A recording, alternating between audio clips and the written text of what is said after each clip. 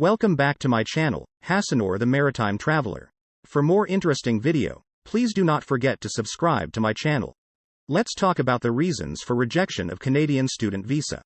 The visa ratio will decrease based on the factors explained in this video. Reasons for rejection of Canadian student visa.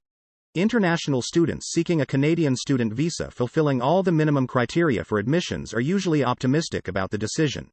It is, however, observed that a study permit may be refused even when the applicant fulfills academic and admission requirements for an institution. Some of the popular reasons for rejection of study visa by IRCC are listed below. Financial insufficiency. Proof of funds is a very crucial requirement for studying in Canada. The rules need to have adequate funds for the first year of the course program.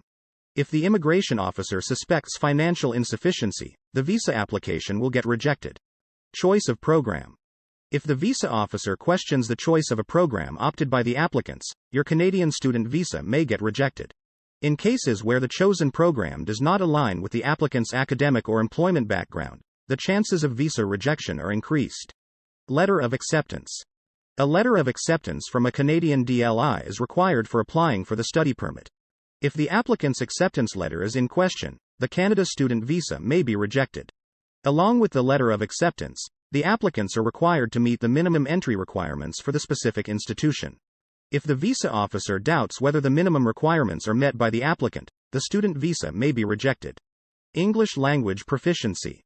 Proof of satisfying the minimum IELTS score for Canada student visa requirement is mandatory for non-English speaking international students. Whether you are applying through SDS or SPP program, proof of English language proficiency is a must. No permanent stay. A Canadian study visa is a temporary permit and comes with an expiry date. International students while giving visa interviews are required to convince the officer that they will return back to their home country after education. However, if the officer feels that a student is a potential immigrant, then a student visa can be rejected. Incomplete travel or identity documents. In cases where there are too many blank spaces in the travel history with a lack of proof of supporting evidence to cover those periods, the study permit may be rejected. If the identity documents are incomplete or are not easy to read, the chances of Canadian student visa rejection are accelerated. Applicants must ensure that their travel history is justified with sufficient evidence and documents. The identity documents provided must be clear and easily readable for ensuring that the visa is not rejected because of the above-mentioned reason. Intent of return to home country. As the study permit is a temporary visa, it has a validity period.